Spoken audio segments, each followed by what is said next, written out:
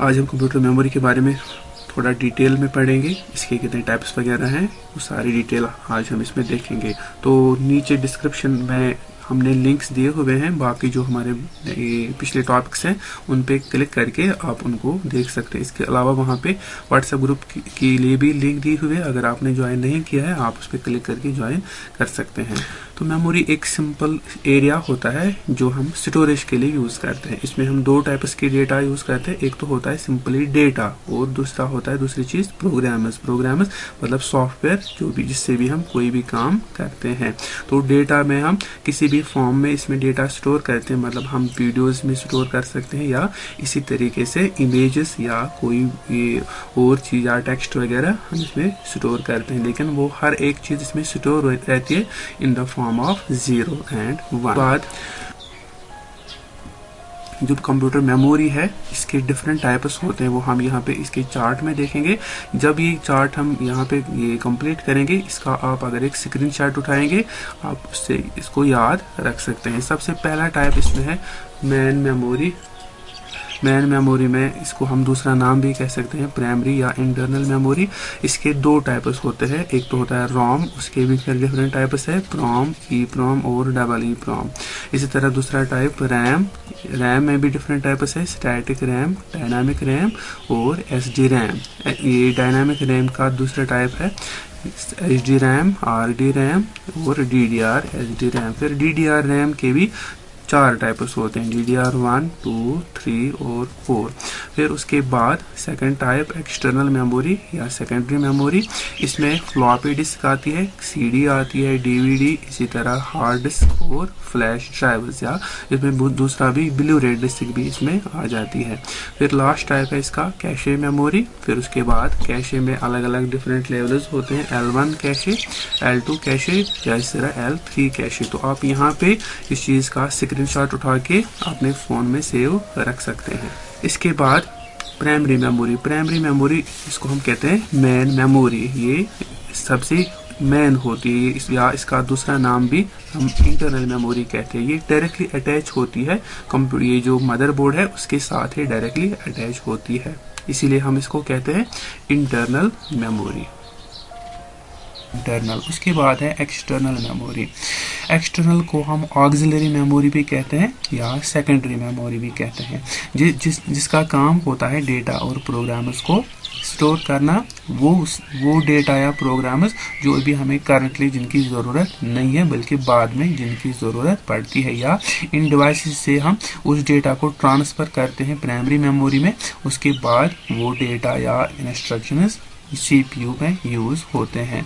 ये यूज होते हैं बल्क स्टोरेज के लिए, मतलब बहुत ज्यादा डेटा अगर हमें स्टोर करना होता है। ये डायरेक्टली अटैच नहीं होता है बल्कि ये थ्रू बस या थ्रू केबल्स मदरबोर्ड के साथ अटैच होते हैं, इसलिए हम इसको कहते हैं एक्सटर्नल। उसके बाद है रैम, जो कि प्राइमरी मेमोरी का पहला टाइप है। ये हम कहते हैं रैंडम एक्सेस मेमोरी। यहाँ पे जो डेटा है, जो मैंने इससे पहले भी बोला, यहाँ पे टेम्पोरली डेटा स्टोर रहता है, इसीलिए हम इसको कहते हैं वोलेटाइल मेमोरी। वोलेटाइल मेमोरी वो मेमोरी होती है जिसमें कंटेंट्स डिलीट हो जाते हैं जब भी पावर सप्लाई ऑफ हो जाती है। इसके बाद ये इसमें हम क्या काम करते हैं, जो भी डेटा हमारे पास हार्ड डिस्क में या उसके अंदर सॉफ्टवेयर होते हैं, जब हमें उनके साथ काम करना होता है वो वहाँ से ट्रांसफर होके रैम में आ जाते हैं, तब जाके उस पे काम हो जाता है। उसके बाद ये रैम रैंडम एक्सेस हम इसको क्यों कहते हैं, क्योंकि हम रैंडमली किसी भी मेमोरी लोकेशन को एक्सेस कर सकते हैं। अब इसके अलग अलग टाइप्स हैं, वो हम आगे देखेंगे। इसमें स्टैटिक रैम, डायनामिक रैम आएगा, देखेंगे। उसके बाद हम रोम पे आएंगे। रोम की फुल फॉर्म है रीड ओनली मेमोरी। इसका मतलब है जो इसके अंदर कंटेंट्स या जो भी इसके अंदर डेटा सॉफ्टवेयर है उसको हम खाली रीड कर सकते हैं, ठीक। तो इससे क्या हो जाएगा, इसमें कुछ ऐसी इंफॉर्मेशन होती है, जैसे मान लीजिए हमारे पास कोई लैपटॉप है, लैपटॉप मान लीजिए मेरे पास HP का है, तो जब भी मैं अपने लैपटॉप को ऑन करता हूँ, सबसे पहली स्क्रीन जब ऑन करने के बाद आएगा, वहाँ पे HP या उसकी सिंबल आती है। तो वो सिंबल जो है वो एक्चुअली रोम के अंदर स्टोर होता है। इसी तरह अगर हमें फॉर एग्जांपल बायोस के साथ काम करना होता है, एक सॉफ्टवेयर होता है, वो भी इसी रोम चिप के अंदर होता है। BIOS means basic input output system, जिससे हमारा सिस्टम बूट हो जाता है। ठीक, सबसे पहला सेटअप जब भी हम कंप्यूटर को ऑन करते हैं इसी सॉफ्टवेयर से होता है, जिसमें ये बहुत सारे कंपोनेंट्स चेक करता है कि कौन कौन से कंपोनेंट्स कनेक्टेड है, या किसी में अगर कोई फॉल्ट है उस वक्त ये बायोस एक टेस्ट हम उसको कहते हैं, जिसको हम कहते हैं post power on self test, वो इसी सॉफ्टवेयर से होता है। अब इसके अलग अलग डिफरेंट टाइप्स हैं। सबसे पहला टाइप है प्रोम मतलब प्रोग्रामेबल रीड ओनली मेमोरी। इसके जो कंटेंट्स है वो हम एक बार डिलीट कर सकते हैं एक सॉफ्टवेयर से, जो कि पर्टिकुलर सॉफ्टवेयर इसके लिए होता है। इसी तरह है EEPROM मतलब erasable programmable read only memory. इसमें एक से ज़्यादा टाइम्स हम इसको राइट कर सकते हैं, मतलब इसका पुराना डेटा डिलीट कर सकते हैं और इसके अंदर नया चढ़ा सकते हैं।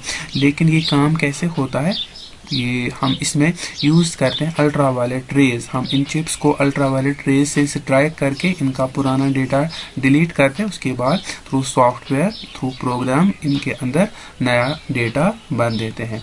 इसी तरह होता है EEPROM electrically erasable programmable read only memory. इसका मतलब इसका जो कंटेंट या डेटा है उसको हम थ्रू हाई इलेक्ट्रिक वोल्टेज देके इसके जो कंटेंट्स है उनको डिलीट कर सकते हैं। उसके बाद किसी एक पर्टिकुलर प्रोग्राम से वापस इसमें वो डेटा अपडेटेड डेटा है।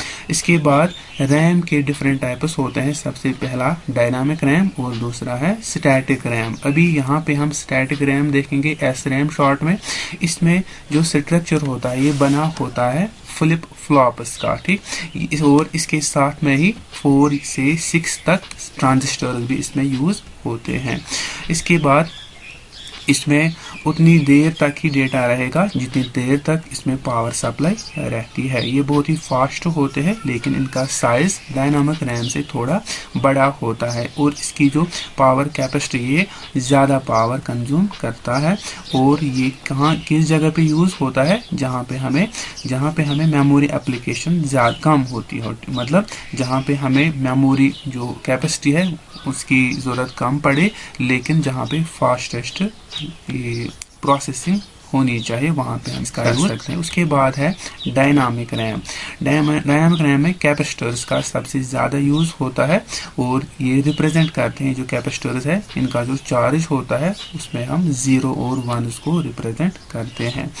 और यहाँ पे क्या होता है, ये जो डायनामिक रैम है इसको जो कैपेसिटेंस है वो डिसिपेट मतलब वो ख़त्म हो जाते हैं विद इन नो टाइम। इसीलिए हमें क्या करना पड़ता है, हमें इन रैम्स को जल्दी से रिफ्रेश करना पड़ता है, फ्रिकेट रिफ्रेशिंग करनी पड़ती है इसमें।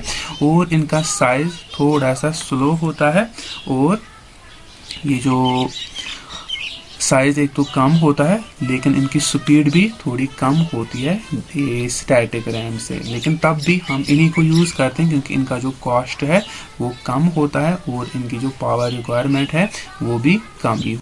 उसके बाद ये जो टाइप्स है DRAM डायनामिक रैम के, ये इसमें नॉर्मली 3 टाइप्स होते हैं। सबसे पहला है सिंक्रोनस DRAM या SDRAM शॉर्ट में हम इसको कहते हैं। ये सिंक्रोनाइज करता है किसके साथ, एक ये CPU के साथ। इसकी नॉर्मल स्पीड रहती है 133 मेगाहर्ट्ज। फिर है रैम बस DRAM या RDRAM में जो रैम बस है ये इस कंपनी का नाम है जिसने इसको बनाया है। ये नॉर्मली 2000 ये जो डेट था उन दिनों में इसका ज़्यादा यूज़ हो रहा था। उसकी जो स्पीड है अप टू 1 गीगाहर्ट्ज थी। इसके बाद डबल डेटा रेट SDRAM, ये जो इसकी कैपेसिटी है वो SDRAM से डबल है। इसका एक ये मेथड होता है जिसको हम कहते हैं डबल पंपिंग। इससे क्या हो जाएगा, इससे जो SDRAM है उससे 2 गुना ज़्यादा इसकी स्पीड बढ़ जाती है। उसके बाद ये जो DDR है इसके अब अलग अलग टाइप्स होते हैं। इन्हीं DDR जो टाइप्स है इन्हीं का यूज़ हम आज के कंप्यूटर्स में करते हैं। सबसे पहला है इसमें DDR1, उसके बाद DDR2, DDR3 और सबसे लास्ट में DDR4। अब जो जो इसमें वर्जन बढ़ते जा रहे हैं उनकी ट्रांसफर रेट बढ़ती जाती है। इसका मतलब होता है एक तो इनकी कैपेसिटी होती है और इनका दूसरा मेन पॉइंट होता है ये ट्रांसफर रेट कितनी होती है। इन दो चीज़ों पे इनके ये फीचर्स हैं। उसके बाद सेकेंडरी मेमोरी पे आते हैं। सेकेंडरी मेमोरी मतलब सेकंड, ये दूसरे नंबर पे आता है। पहले नंबर पे प्राइमरी मेमोरी होती है और दूसरे नंबर पे सेकेंडरी मेमोरी होती है। इससे पहले भी हमने इसको डिस्कस किया है। तो ये डायरेक्टली अटैच नहीं होती है ये मदरबोर्ड के साथ, थ्रू बसेस या किसी और तरीके से इसके साथ कनेक्टेड होते हैं। ये तब भी डेटा स्टोर करते हैं जब पावर सप्लाई चली भी जाती है। इसका मतलब ये इसमें हम परमानेंट डेटा स्टोर कर सकते हैं और वो भी बहुत ज़्यादा बल्क में। इसमें मैग्नेटिक डिस्क्स आते हैं, मैग्नेटिक टेप्स आते हैं, इसी तरह optical discs, USB flash drive और मास स्टोरेज डिवाइस हम इनको आगे देंगे। इनमें मैग्नेटिक डिस्क्स मैग्नेटिक मटेरियल से बने हुए होते हैं। इसका जो मटेरियल होता है वो रिजिड मेटल से बना होता है या सिंथेटिक प्लास्टिक से। इसमें नॉर्मली यूज होते हैं प्लेटर्स। ये सर्कुलर डिवाइसेस होते हैं। सर्कुलर आप देख रहे हैं यहाँ पे सीडी जैसी होती है। इनके ऊपर और नीचे दोनों लेयर्स में, दोनों साइड में मैग्नेटिक मटेरियल लगा होता है और उसी के ऊपर डेटा स्टोर रहता है। और इसमें जो डेटा एक्सेस होता है वो डायरेक्टली एक्सेस होता है और ये यूज करते हैं हम स्मॉल और लार्ज कंप्यूटर्स में। इसमें दो टाइप्स होते हैं। सबसे ज्यादा टाइप जो है वो हार्ड डिस्क है जो हम इस्तेमाल करते हैं। इससे पुराना इस्तेमाल होता था फ्लॉपी डिस्क, लेकिन इनकी कैपेसिटी बहुत कम थी। टोटल में 1.44 MB इसकी कैपेसिटी थी, इसलिए अब इसका यूज करना बंद हुआ है। तो इसके बाद जो हार्ड डिस्क है जो राइट साइड में आप देख रहे हैं, आजकल हम इसी को यूज़ करते थे। तो पुराने में कुछ अराउंड 20 GB या 40 GB 80 GB की कैपेसिटी वाली हार्ड डिस्क हम यूज़ करते थे, लेकिन आजकल हम TB टेराबाइट्स में हम इनका यूज़ करते हैं। इसका स्ट्रक्चर हम देखेंगे।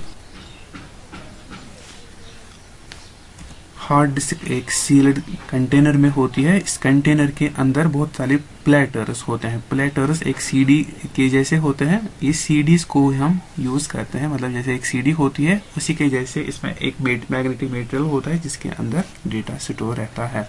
यहाँ पे आप देखिए ये जो सर्कुलर आप देख रहे हैं इनको हम कहते हैं प्लेटर्स। इन प्लेटर्स के बीच में यहाँ पे ये स्पिंडल ऊपर दिखाया हुआ है, इसको हम कहते हैं स्पिंडल मोटर। ये स्पिंडल मोटर इन प्लेटर्स को रोटेट करता है।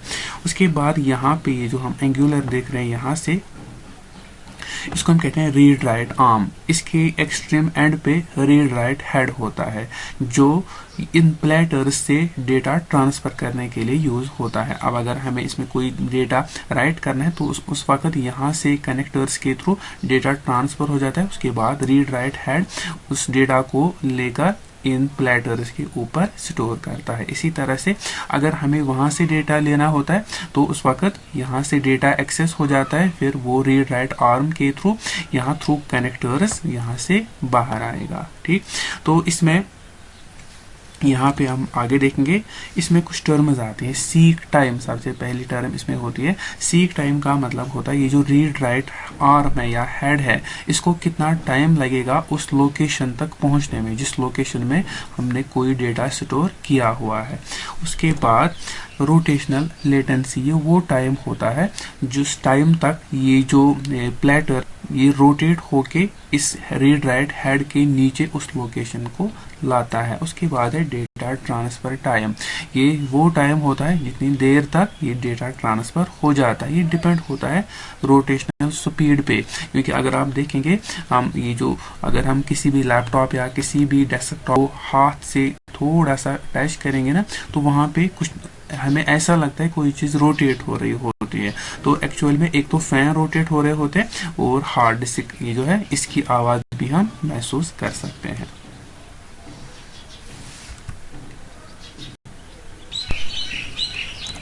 इसके इसके बाद मैग्नेटिक टेप है। मैग्नेटिक टेप को हम एक्सेस करते हैं सीरियली। मैग्नेटिक टेप जैसे हमारे पास टेप रिकॉर्डर होता है, उसमें जो हम कैसेट यूज करते हैं उसको हम मैग्नेटिक टेप कहते हैं। उसका ये जो स्टोरेज कैपेसिटी है वो बहुत ही ज़्यादा ये कम होती है, सॉरी। तो इसमें क्या होता है, इसका ज़्यादा हम यूज़ आजकल नहीं करते हैं। इसमें यूज़ होने वाली ये जो प्लास्टिक टेप होती है वो नॉर्मली 3600 फीट उसकी लेंथ रहती है, या उससे छोटी भी आते हैं या उससे कुछ बड़ी भी आते हैं। और इस टेप की जो विड्थ है वो बाय डिफॉल्ट नॉर्मली होती है हाफ ऑफ द इंच, ठीक। और इसी जो ये मतलब ये जो मैग्नेटिक मटेरियल है या टेप हम जिसको कहते हैं, इसके ऊपर मैग्नेटिक मटेरियल लगा होता है एक ही साइड से, ठीक। तो अब अगर हमें इसमें कोई चीज़ देखनी है, हम इसको रैंडमली यूज़ नहीं कर सकते। क्यों? क्योंकि जब भी हम इसको यूज़ करते हैं हम ऐसी कैसेट इसको टेप रिकॉर्डर के अंदर रखे, हमें फिर ये फॉरवर्ड जाना पड़ता है या बैकवर्ड जाना पड़ता है। तो रैंडमली किसी भी लोकेशन पे हम डायरेक्टली उसको नहीं पहुंच सकते, ठीक है, सकते हैं। उसके बाद है ऑप्टिकल ड्राइव्स। ऑप्टिक्स मतलब लाइट, इसका मतलब ये वो ड्राइव्स, वो डिवाइसेस होते हैं स्टोरेज के लिए जो on the basis of light काम करते हैं। तो इनमें ये डेटा जो है वो स्टोर होता है 0 और 1 की फॉर्म में, और उनको हम एक्सेस करते हैं थ्रू लेजर लाइट।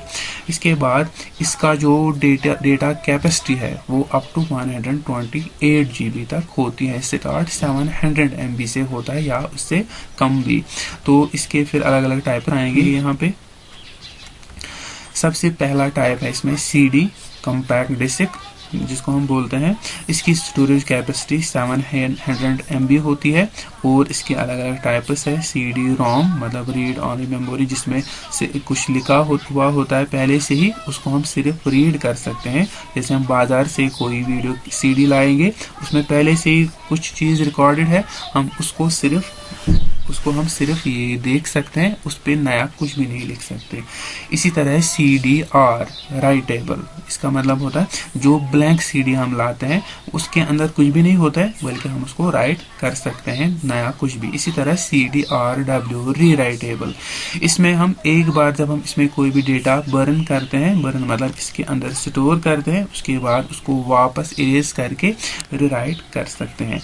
इसी तरह दूसरी होती है डिजिटल वर्सेटाइल डिस्क, जिसको हम DVD भी कहते हैं। इसकी कैपेसिटी ज़्यादा होती है। सिंगल लेयर की 4.7 GB और डुअल लेयर की 8.5 GB होती है। और इसी तरह CD की तरह ही इसमें भी ये टाइप्स होते हैं। फिर लास्ट वाला इसमें होता है ब्लू रे डिस्क।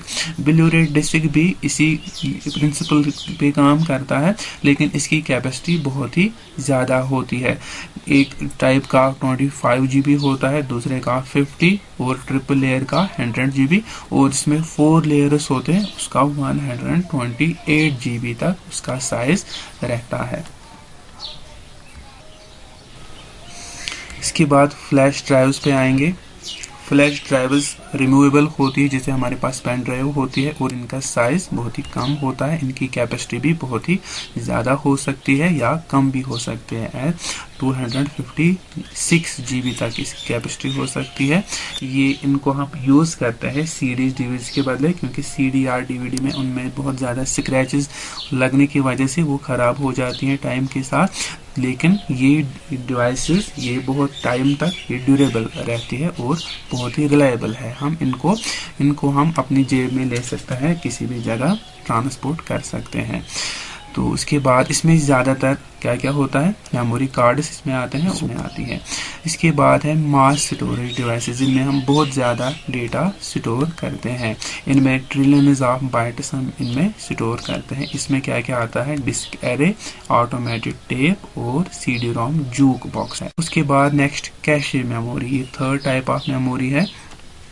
यहाँ पे अगर ये इसकी वर्किंग हम देखेंगे, ये बीच में होती है CPU और ये रैम के दरमियान। इससे क्या हो जाता है, ये जो CPU है ये हाई स्पीड डिवाइस होता है, लेकिन जो रैम है ये थोड़ा लो स्पीड डिवाइस होता है। तो यहाँ पे स्पीड मिसमैच होता है, क्योंकि वहाँ से फास्टेस्ट स्पीड वाला है और यहाँ से लोएस्ट स्पीड वाला है। तो ये जो कैश है ये इनके बीच में इस स्पीड मिसमैच को ओवरकम करने के लिए हम इसको यूज़ करते हैं। तो ये बहुत बड़ा इसका यूज़ रहता है। तो इसके बाद इसके अलग अलग टाइप्स होते हैं, L1 कैशे, L2 कैशे और L3 कैशे, ये अलग अलग लेवल्स होती हैं। अब जो L1 कैशे है ये प्रोसेसर की या माइक्रो प्रोसेसर के जो चिप होता है उसके अंदर होता है और ये सबसे छोटे साइज में आता है, लेकिन सबसे फास्टेस्ट यही मेमोरी होती है। उसके बाद है ये जो मल्टी कोर का मतलब होता है, जैसे हम कहते हैं कोर i3, कोर i5, उसमें एक कोर से ज़्यादा जो CPU होता है उसमें मल्टीपल कोर्स होते हैं, उनके लिए हम अलग से L1 कैशे अलग अलग यूज़ हो सकती है। इसी तरह जो L2 और L3 कैशे है उनका साइज L1 से थोड़ा बड़ा होता है और ये प्रोसेसर के बाहर अलग होते हैं, ठीक, ये उसके अंदर नहीं हो। उसके बाद जब भी हम इन डिस्क्स में कोई भी डेटा स्टोर करते हैं वो इन द फॉर्म ऑफ एक स्पाइरल होता है। स्पाइरल यहाँ पे आप नीचे वाली इमेज देख सकते हैं। मान लीजिए ये एक सीडी है, कॉम्पैक्ट डिस्क है। जब हम इसमें कोई भी नया डेटा स्टोर करते हैं तो वो स्टार्ट होता है सबसे पहले वाले ट्रैक पर, ठीक। ये ट्रैक्स क्या होते हैं वो यहाँ दूसरी इमेज में हम देख सकते हैं। यहाँ पे ऊपर जो सबसे ये ऊपर वाली इमेज आप देख रहे हो वहां पे ये जो ग्रीन से दिखाया हुआ है ये पूरा एक ट्रैक है, ये पूरा एक सर्कल है, ठीक। इसी तरह अगर एक ट्रैक का एक छोटा सा हिस्सा अगर हम देखेंगे उसको हम सेक्टर कहते हैं, ठीक। तो जब भी हम किसी ऐसी डिवाइसेस में डेटा स्टोर करते हैं सबसे पहले पहला सेक्टर फिल हो जाएगा, उसके बाद दूसरा सेक्टर फिल हो जाएगा और इसी तरह ये पूरा एक ट्रैक ये फिल हो जाएगा, फिर इसी तरह दूसरा ट्रैक जब तक ना लास्ट वाले ट्रैक तक ये पहुंच जाता है। इसीलिए इसकी ये जो डेटा स्टोरेज करने का जो ये डायरेक्शन है वो स्पाइरल शेप में होती है, इसीलिए ये मैंने यहाँ पे इसको दिखाया है, ठीक। तो उसके बाद ये जो सेक्टर होता है इस सेक्टर की अलग अलग कैपेसिटी होती है। एक सेक्टर अगर हम हार्ड डिस्क की बात करेंगे उसका जो एक छोटा सा सेक्टर होता है उसमें हम 512 बाइट्स को स्टोर करते हैं। इसी तरह जो सीडीज और डीवीडीज होते हैं उनकी कैपेसिटी थोड़ा सा उनकी जो जगह होती है उससे कम होती है, तो इसमें 2048 बाइट्स स्टोर रहते हैं एक अंदर। उसके बाद ये बूट सेक्टर क्या होता है? बूट सेक्टर मतलब ये जब भी हम कोई भी मेमोरी डिवाइस हमारे पास होता है उसके अलग अलग पोर्शंस होते हैं। अभी मैं बात कर रहा था सेक्टर्स का, जो इसका पहला सेक्टर होता है 0 सेक्टर, हम उसको कहते हैं बूट सेक्टर। ये बूट सेक्टर रिजर्व होता है सिस्टम पार्ट के लिए। सिस्टम पार्ट इसमें कुछ मैप्स वगैरह जो इस पूरे जो मेमोरी डिवाइस होती है उसके मैप्स वगैरह इसमें मेंटेन होते हैं, ठीक। तो वो बात की बात है, वो यहाँ पे हम ज्यादा में नहीं करेंगे। उसके बाद है मेमोरी यूनिट्स। मेमोरी यूनिट्स में सबसे छोटा जो मेमोरी यूनिट है वो है बिट, वो 0 या 1 है। ये 0 और 1 वो ये मतलब सबसे बेसिक यूनिट होता है डेटा स्टोरेज का। जब भी हम कोई भी इलेक्ट्रॉनिक डिवाइस देखेंगे, मान लीजिए हार्ड डिस्क है, मेमोरी कार्ड है, पेन ड्राइव है, उनके अंदर जो डेटा स्टोर होता है वो in the form of bits ही होता है। अब इसी के अलग अलग मेजरिंग यूनिट्स होते हैं। तो सबसे छोटा बिट है 0 या 1, उसके बाद वाला निब्बल है, निब्बल में 4 बिट्स होते हैं। उसके बाद बाइट, उसमें कितने होते हैं 8 बिट्स। इसी तरह 1 KB में 1024 बाइट्स होते हैं। इसी तरह 1024 KBs बनाएंगे 1 MB 1 मेगाबाइट। इसी तरह से 1024 MBs वो बन जाएंगे 1 GB 1 गीगाबाइट। और इसी तरीके से 1024 GBs बन जाते हैं 1 टेराबाइट TB।